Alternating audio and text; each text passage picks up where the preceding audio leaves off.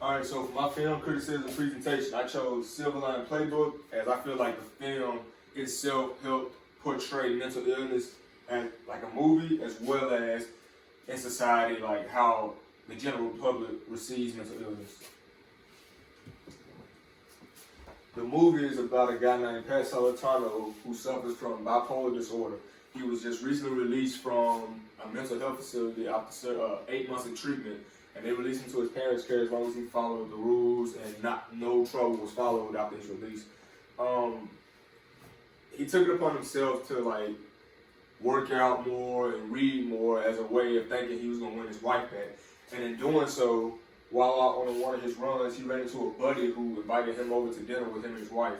When he got to the dinner, he met Tiffany, who was played by Jennifer Lawrence, who also had a mental ailment as she spiraled out of control once her husband died.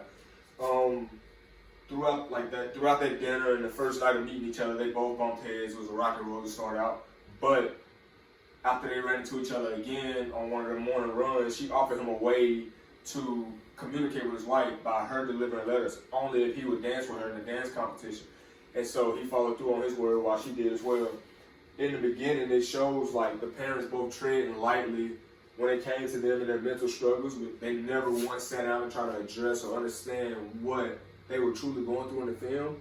And I feel like that alone helped understand how mental illness plays a role on a grand scale of things. However, the message behind the film was always think positivity. Whatever you put into the universe is going to come back to you. So if you think positive thoughts are going to come back to you. There's always a silver lining right around the corner. Pat in the movie, his saying was Excelsior. That's what he lived by. And it's also the motto for New York. And it means higher, go on and go forward. And it was a way for him to continue to push on. I feel like the movie showed them two being a silver lining for each other because it gave her stability as he was keeping her mind off sleeping around and all that stuff. And she gave him a way to focus his attention so he could be better and move on in life to like recover the right way. And in a sense, they were helping each other down their road to redemption over their mental illness.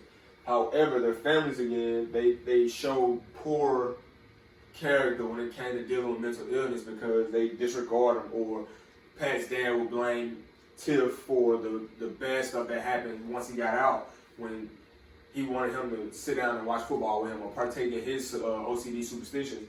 When in all actuality, she pointed out that every time her and Pat got together, the sports teams in Philadelphia won, while when they were apart, they lost. And this served as a silver lining to the dad because his superstition went out the window as he focused that energy towards them being around each other and not so much about Pat being at home. And so it gave him a sense of faith that he is doing right by getting better. But at the same time, when they are together, the sports teams are winning, which is, hey, it's okay with the Pops. I feel like the movie highlighted society as how it reacts to mental illness on a grand scale because it captured the family reacting poorly. And I feel like when you walk out your door every day in our society, in our day and age, it is easy, it's almost a norm for people to walk by and make fun of people with mental illness because they are afraid and don't know how to address it themselves. When you think of mental illness, it can stem from anything, traumatization, or you've been born with a mental disorder. And in the movie, it shows, like, even the doctor that Pat was seeing, he wasn't trying to understand Pat fully. He was just trying to diagnose him and, like, try to get somewhere so he had on his record. But in the film, in real life, these are real people who suffer from these ailments, and people just go on about their day and just overlook them and don't even care, and they'll kick them when they're down. And I feel like until we educate each other and provide the proper resources and the proper help, that we won't be able to progress as a whole. I will show you a video after the end of my speech about a cop who did not show his training or was not trained properly when it came to dealing with people with mental illness. And he was it showed that him detaining a 14-year-old boy showed that they don't have the proper training techniques or training exercises for people with mental illness, and with the proper help and with the proper training that we can progress forward as a society. The film response from the public was they thought it was overrated. They thought it was a terrible portrayal of mental illness on the film because that's not how it really works in the real world, how it affects the people around them. However, Rolling Stones, they thought that the cast played a great role, and I have a quote from from Rolling Stones. It was, "Their manic energy unleashed, but as played with Go for Broke intensity, humor, and raw feeling by Jennifer Lawrence and Bradley Cooper, they're deranged romantics who you can't help but root for." And that's pretty much like, it's saying that they give you this psycho toxic relationship, but at the same time it's one of those you want them to be good. You want them to have a good ending on the back end. And the movie itself, as received by the public, like they did box office numbers bringing in over $200 million in the box office, and they brought in over 34 awards, both in the States and international awards.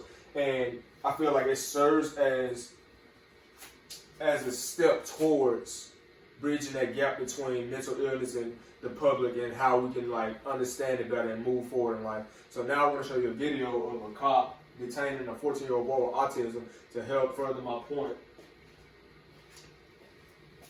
What are you doing? Yeah, everybody is. What are you doing? What? What is that? Stop walking away from me. Okay, so why are you bouncing around all the way? You have any ID on you? No. Don't go anywhere. Alright, just relax. Okay, I'm okay. I'm okay.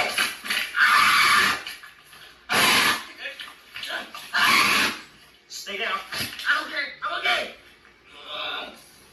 I'm okay. Don't move. Do you understand? No, I'm okay. Who jump over? Stop moving. I'm okay. Don't you move. You understand? Yeah. I need help.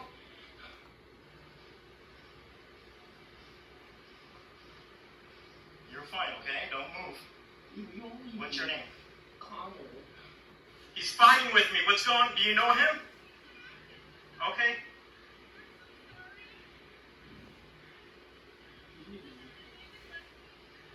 Okay. I'm waiting for another unit to show up, and we're going to figure out what's going on, okay? He's fine. He's breathing. He just started.